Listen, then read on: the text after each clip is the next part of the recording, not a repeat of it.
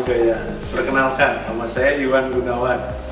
Pada pelatihan ini saya akan menyampaikan materi dasar komunikasi dan pengajaran. Seperti kita ketahui, seorang pamong dalam prakteknya harus atau akan memasuki suatu wilayah sosial dan budaya yang baru, yang berbeda dengan daerah yang biasa dia tinggal.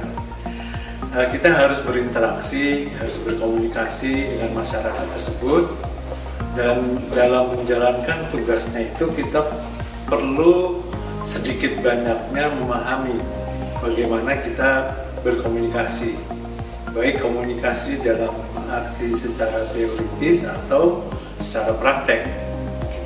Karena kita juga akan melakukan komunikasi itu kepada masyarakat setempat. Dan komunikasi ini secara khusus kita harus melakukan kepada seniman, karena bidang kita adalah kesenian.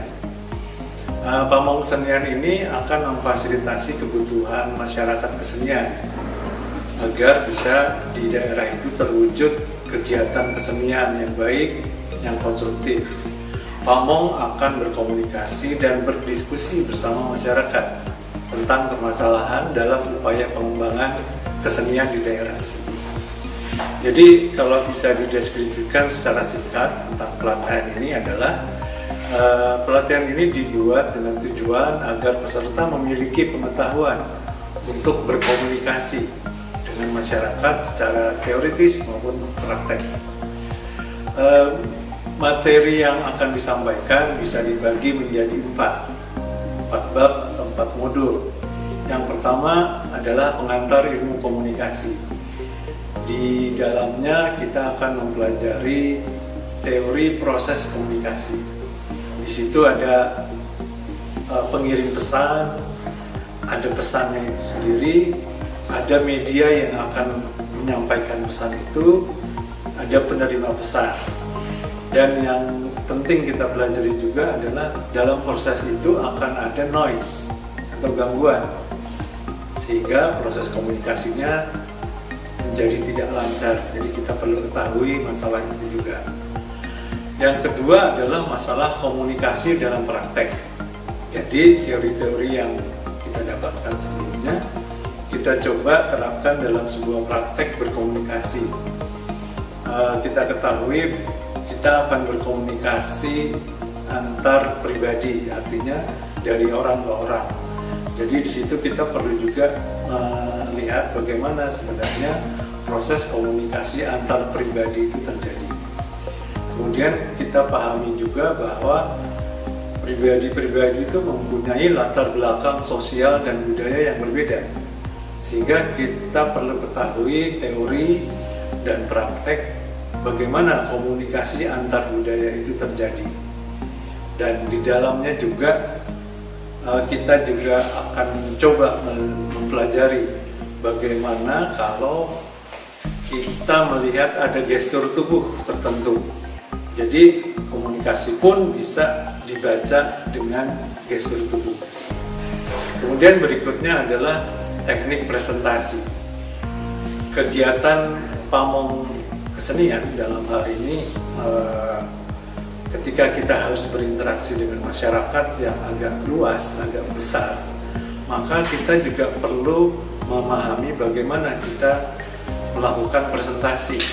Jadi gagasan-gagasan kita atau bahan diskusi itu harus kita sampaikan secara lebih umum, gitu, lebih ke masyarakat yang lebih luas.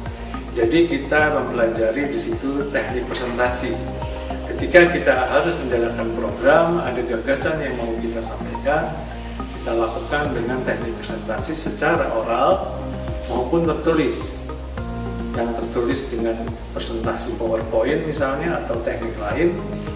Yang lisan itu bisa kita sampaikan secara oral, dan tulisan itu bisa kita jabarkan dalam bentuk esai, sehingga pesan yang disampaikan bisa lebih mudah dipahami. Dan kita akan belajar beberapa pendekatan praktis tentang teknik-teknik presentasi tersebut. Kemudian ada pelajaran prinsip dasar mengajar. Memang kita tidak akan mengajar di kelas secara formal, tapi ketika kita berinteraksi dengan masyarakat, maka ada hal-hal yang perlu kita beri secara atau dalam teknik yang sifatnya memberi pengetahuan. Dan memberi pengetahuan itu adalah bagian dari ilmu mengajar. Substansi fungsi pengajaran ini walaupun tidak formal juga menjadi suatu aspek yang akan dihadapi oleh kita.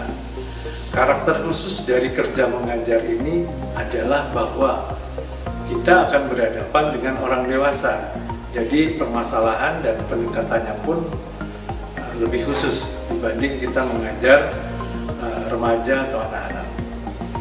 Kesemua modul ini akan mengambil waktu 4 JP atau 4 jam pelajaran yang terdiri dari 2 jam pelajaran mendengarkan ceramah, 1 jam pelajaran mengerjakan tugas, dan 1 pelajaran kita akan melakukan diskusi. Hasil belajar yang diharapkan dari peserta setelah mengikuti pelatihan ini adalah kita atau Anda semua akan mampu menjelaskan prinsip dasar komunikasi tadi, kemudian mempraktekkan komunikasi dengan baik, dan bisa memberi penjelasan dengan komunikatif tentang suatu permasalahan. Lalu, tentang pengajaran tadi, kita harus bisa menjelaskan prinsip dasar dan bisa mempraktekannya lebih baik.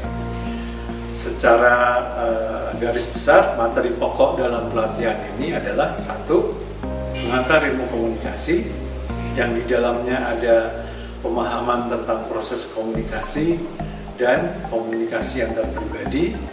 Kemudian kita juga, yang kedua adalah kita juga mencoba mempraktekannya, komunikasi dalam praktek, yang di dalamnya ada pemahaman tentang komunikasi antar budaya, ada pelajaran tentang kasus-kasus komunikasi, dan kemudian yang ketiga adalah pelajaran teknik presentasi.